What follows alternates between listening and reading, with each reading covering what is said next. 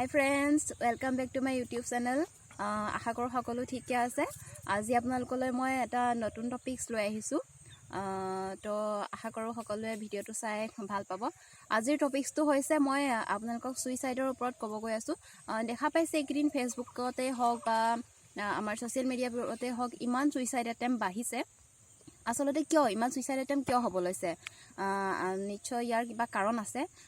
তো মই ভিডিওটোত আপোনালোকক আগবঢ়াব গৈ আছো সুইসাইড এটেম্পৰ কাৰণবিলাক কি আৰু আমি ইয়াৰ সমাধানবিলাক কেনেকৈ পাব পাৰো। মই ভিডিওটোৰ শেষত আপোনালোকক কেইটামান এনেকুৱা নাম্বাৰ দিম যেইকেইটা নাম্বাৰ আমাৰ ধৰক লাইক ফাৰ্ষ্ট এইড টাইপ হয়, যেটো ধৰক আমি ফটকে এটা এক্সিডেন্ট হ'লে আমি ফাৰ্ষ্ট এইড ইউজ কৰি পেলাই অলপ সময়ৰ কাৰণে উপশম পাব পাৰো।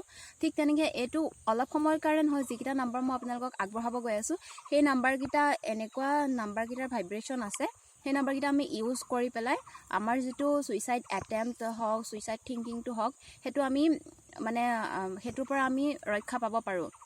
তো ভিডিওটো শেষলৈকে চাব আৰু যিসকল মোৰ চেনেলটো নতুন তেওঁলোকে প্লিজ চেনেলটো ছাবস্ক্ৰাইব কৰিব, লাইক কৰিব আৰু ভাল লাগিলে শ্বেয়াৰ কৰিব।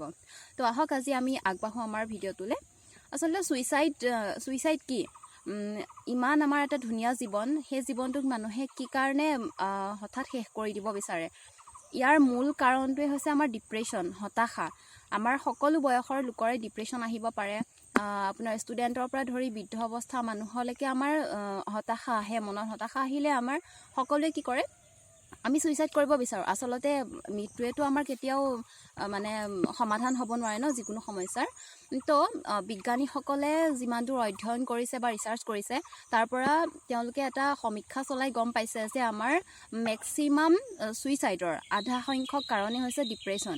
এই ডিপ্ৰেশ্যন কিয় আহে? বিভিন্ন কাৰণত আমাৰ ডিপ্ৰেশ্যন আহিব পাৰে। এই বিষয়ে আমি বাৰু পিছত বহলাই আলোচনা কৰিম যে ডিপ্ৰেশ্যন কিয় আহিব পাৰে, কি কাৰণে আহিব পাৰে। কিন্তু প্ৰথম এটা হেৰিয়াত কওঁ যে ডিপ্ৰেশ্যনটো আমাৰ বিভিন্ন কাৰণত আহিব পাৰে। তাৰ মেইন কিছুমান কাৰণ হৈছে আমাৰ ক্ৰনিক পেইনবিলাক, যিবিলাক মানুহৰ এষ্টামা আছে, আৰ্থৰাইটিছ আছে, আপোনাৰ পেৰালাইচিছ, কেঞ্চাৰ আৰু লগতে ধৰক স্পণ্ডেলাইচিছ আছে। এনেকুৱা ধৰণৰ যিবিলাক চিভিয়াৰ পেইনবিলাক আছে সেই পেইনসমূহৰ কাৰণো কিন্তু ডিপ্ৰেশ্যনেই হয়। গতিকে প্ৰথমতে পেইন হয়, তাৰপিছত ডিপ্ৰেশ্যন আহে। ডিপ্ৰেশ্যনৰ পিছত আমাৰ মানুহবিলাকে কি কৰে যে সুইসাইড এটেম্প কৰিব বিচাৰে। আচলতে সেইটো কেতিয়াও সমাধান নহয়, কিন্তু সেইটোতো মই কৈ লাভ নাই ন। সকলো মানুহে বুজি পাব লাগিব যে আমি ডিপ্ৰেশ্যনত আহি পেলাই সুইসাইড এটেম্প কেতিয়াও কৰিব নালাগে। কিন্তু এতিয়া মূল কথা হ'ল মই আপোনালোকক এই ভিডিঅ'টোত ক'ব গৈ আছোঁ যে আমি সুইসাইডৰ পৰা কেনেকৈ ৰক্ষা পাব পাৰোঁ। তাৰ কেইটামান সৰু টপিকছ আমি আপোনালোকলৈ আগবঢ়াইছোঁ। প্ৰথম কথা হ'ল যে আমি বহুত সংখ্যক আজিকালি নিউ জেনেৰেশ্যনে স্পিৰিচুৱেলিটিৰ ওপৰতো কোনো বিলিভেই নকৰে, কিন্তু স্পিৰিচুৱেলিটিৰ আমাৰ লাইফত প্ৰয়োজন আছে। সেইটো ধৰক এনেকুৱা নহয় যে আপুনি ভগৱানৰ ওচৰত দিনে ৰাতিয়ে বহি পূজা কৰিছে, পূজা পাতল কৰিছে, নাম গুণ গাইছে, সেইটো স্পিৰিচুৱেলিটি নহয়। আচলতে আমি মেডিটেশ্যন কৰিব লাগে। ছায়েন্সেও কয়, বিজ্ঞানীসকলে অধ্যয়ন কৰি পেলাই গম পাইছে যে মেডিটেশ্যনত এনেকুৱা এটা হিলিং পাৱাৰ আছে যাৰ থ্ৰুদি আপুনি আপোনাৰ ইনটিউশ্যন লেভেলটো বঢ়াব পাৰে, IQ বঢ়াব পাৰে। আপোনাৰ বিভিন্ন মানে কাৰণ আছে মেডিটেশ্যনৰ, আমাৰ লাভ আছে। তো সেই মেডিটেশ্যনৰ লাভবিলাক কি হৈছে যে আমি মেডিটেশ্যন কৰিলে আমাৰ নিজৰ মনটো শান্ত কৰি ৰাখিব পাৰোঁ। আমাৰ যিবিলাক অভাৰ থিংকিং সেইবিলাক আমি ডমিনেট কৰিব পাৰোঁ। আমাৰ খং কণ্ট্ৰলত আহে মেডিটেশ্যন কৰিলে। আমাৰ লাইফত পিচ আহে, এটা হেল্ডি লাইফ আমি কটাব পাৰোঁ থ্ৰু মেডিটেশ্যন। তো মেডিটেশ্যন কেনেকৈ কৰিব তাৰ বিষয়ে মই নিশ্চয় আপোনালোকক ক'ম। মোৰ নেক্সট ভিডিঅ'ত আপোনালোকক মেডিটেশ্যনৰ বিষয়ে ক'ম। আৰু ইয়াৰ লগতে আমাৰ কি হৈছে, আমাৰ সকলোৱে বিশেষকৈ ষ্টুডেণ্টসকলৰ কাৰণেতো একদম মেডিটেশ্যনটো বহুত প্ৰয়োজনীয়। তেওঁলোকৰ বহুত আমাৰ ষ্টুডেণ্টবিলাক চঞ্চল হৈ থাকে বহুত সময়ত, আৰু তেওঁলোকৰ পঢ়াৰ এটা প্ৰেছাৰ থাকে ন। আজিকালি গাৰ্জেণ্টে মানে মাৰ্কছৰ ওপৰত সদায় ডিপেণ্ড কৰে তেওঁলোকে, যে মোৰ ল'ৰাটো আগবাঢ়ি যাব লাগে, মাৰ্কছ পাব লাগে। আচলতে সেইটো নহয়। মাৰ্কছৰ পিছত আমি দৌৰাতকৈ আমি নলেজৰ পিছত দৌৰিব লাগে। আমাৰ যেতিয়া জ্ঞান থাকিব আমি মাৰ্কছ আনি পাম। তো গাৰ্জেনবিলাকে ইমান প্ৰেছাৰাইজ কৰিব নালাগে। আমাৰ পঢ়া শুনাৰ লগতে ষ্টুডেণ্টবিলাকক নাচ গান খেলা ধূলা এইবিলাকৰ প্ৰতি আমি আকৰ্ষিত কৰাব লাগে তেওঁলোকক। আৰু দ্বিতীয়তে মেডিটেশ্যনটোতো মাষ্ট। মেডিটেশ্যন, যোগাসন, প্ৰাণায়াম এইবিলাক আমি কৰিব লাগে। আৰু মেডিটেশ্যনৰ আজিকালি গাইডেড মেডিটেশ্যনবিলাক পায়। আৰু মই ভাবোঁ যে স্কুলবিলাকতো বা আমাৰ বিশেষকৈ ঘৰত আমি মেডিটেশ্যনৰ এটা পৰিৱেশ আমি গঢ়ি তুলিবই লাগে। আপুনি ৰাতিপুৱা শোৱাৰ পৰা উঠি পেলাই আমি সদায় ভগৱানক থেংকছ দিব লাগে। আমাৰ এই জীৱনটো যে তেওঁ আমাক দিছে, আমি মা দেউতাক থেংকছ দিব লাগে আমাক এই দুনিয়াখনলৈ অনাৰ কাৰণে।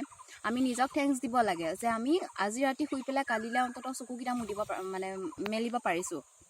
তো সেইটো কাৰণে থেংকছ দিব লাগে আমি সাইলেন্স থাকিব লাগে ৰাতিপুৱা খোৱাৰ পৰা উঠি পেলাই এনেকুৱা কিছুমান আমি নিয়ম পালন কৰিব লাগে আৰু আপোনালোকে হয়তো এটা কথা জানি আচৰিত হ'ব মই ৰেইকিৰ লগত জড়িত হৈ আছোঁ আৰু reiki one kind of healing spiritual healing হয় আৰু আটাইতকৈ ডাঙৰ কথা হৈছে যে আমাৰ ফিল্ম এক্টৰ সকলোৱে মানে যাক খুব ভাল পায় আৰু শ্বাহৰুখ খান এই ইমান মানে এইজতো কিয় ইমান য়ং হৈ আছে ইমান তেওঁ মানে ধৰক তেওঁকতো ইমান এজ হৈছে নালাগে ন চ' তেওঁ ৰেকি কৰে মেডিটেশ্যন কৰে তো এইটো বহুত মানুহে নাজানে আজিকালি আমাৰতো অসমৰ বাহিৰততো ৰেইকিৰ বহুত মানে প্ৰভাৱ আছে কিন্তু আমাৰ অসমত ইমান নাই মানুহে আজিকালি খুব জানিছে লাহে লাহে ছ'চিয়েল মিডিয়াবিলাকৰ জৰিয়তে তো আমি সদায় মেডিটেশ্যন কৰিব লাগে আৰু দ্বিতীয়তে মই আপোনালোকক ভিডিঅ'টোৰ আৰম্ভণিতে কৈছিলোঁ যে মই দুটা নাম্বাৰ মানে ক'ড দিওঁ আপোনালোকক এইটো হৈছে এঞ্জেলিক নাম্বাৰ হয় যিটো আমাক এঞ্জেলে দিয়ে সেইবিলাক আমাৰ ক'ৰ্চ আছে তো মই দুটা এঞ্জেল নাম্বাৰ আপোনালোকক আজি প্ৰভাইড কৰিম আৰু নেক্সট ভিডিঅ'টোত ক'ম যে ইয়াক কেনেকৈ ব্যৱহাৰ কৰিব লাগে তো প্লিজ মানে লিখি ল'ব নাম্বাৰ দুটা যিটো ছুইচাইড আমাৰ থিংকিং হয় সেই থিংকিংটো যেতিয়া আমাৰ আহে তেতিয়া এটা নাম্বাৰ আছে 55 তাৰপিছত অকণমান স্পেচ দিব 69 আৰু অকণমান আকৌ স্পেচ দিব 872 এইটো হৈছে ছুইচাইড থিংকিং লগতে ইয়াৰ লগত আৰু এটা নাম্বাৰ আপোনালোকে লিখিব পাৰে 51 স্পেচ দিব 56 আৰু স্পেচ দি পেলাই লিখিব 938 এই দুটা হৈছে নাম্বাৰ দুটা এঞ্জেলিক নাম্বাৰ দুটা ইয়াক কেনেকৈ ব্যৱহাৰ কৰে এই বিষয়ে আপোনালোকক মই বিশদভাৱে জনাম গতিকে নেক্সট ভিডিঅ'টোলৈ আপোনালোকে অপেক্ষা কৰক আৰু যিটো মানে সকলোৱে আমি আচলতে কনচাৰ্ণ হ'ব লাগে আমি মেডিটেশ্যন যোগাসন এইবিলাক আমাৰ আজিৰ দিনত মানে বহুত প্ৰয়োজনীয় হৈ পৰিছে যিটো অল্টাৰনেটিভ মেডিকেশ্যন হয় আমিতো মেডিচিন খাই পেলাই ধৰক আপোনাৰ যিবিলাক ফিজিকেল প্ৰব্লেম সেই প্ৰব্লেমবিলাক আমি ছল্ভ কৰিব পাৰোঁ কিন্তু আমাৰ যিটো মেণ্টেল প্ৰব্লেম চবৰে থাকে ন আমি সকলোৱে